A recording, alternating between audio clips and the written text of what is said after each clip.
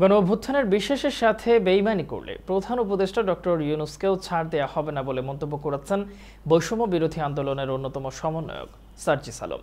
রাজশাহী জেলা শিল্পকলা একাডেমিতে জুলাই শহীদ স্মৃতি ফাউন্ডেশনের আয়োজনে শহীদ পরিবারের পাশে বাংলাদেশ অনুষ্ঠানে প্রধান অতিথির বক্তব্যে তিনি এসব কথা বলেন।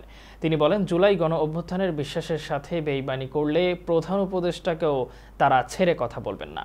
তিনি আরো বলেন, গুলি চালানো পুলিশ সদস্যদের শাস্তির বদলে বদলি করে নতুন করে পোস্টিং তদবির চলছে। মামলা বাণিজ্যের সাথে বিভিন্ন রাজনৈতিক দলের নেতা ও প্রশাসনের ঊর্ধ্বতন কর্মকর্তারা জড়িত হচ্ছে।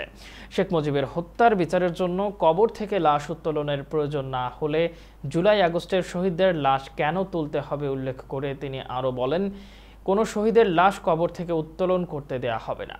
শহীদদের হত্যা মামলাগুলোতে বিচার কার্য পর্যন্ত নিয়ে যেতে যারা অসহযোগিতা করবে তারাও হত্যাকারী হিসেবে বিবেচিত হবে। এর আগে তিনি শহীদ পরিবারের সাথে সাক্ষাৎ করে জুলাই আগস্টের গণ অভ্যুত্থানে রাজশাহী বিভাগের শহীদ পরিবারের মাঝে আর্থিক সহায়তার চেক হস্তান্তর করেন।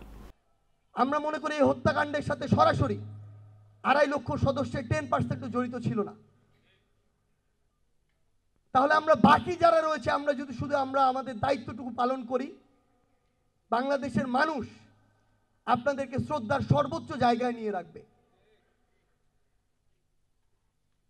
আমরা শুধু বাংলাদেশ পুলিশ নয়, বাংলাদেশ সেনাবাহিনী, বাংলাদেশের অন্তর্বর্তীকালীন সরকার সবাইকে একটি জিনিস আমাদের জায়গা থেকে অনুরোধ করতে চাই, আমরা কারো অন্ধ দালাল নয়, আমরা কোনো ক্ষমতা পিপাসু নয়।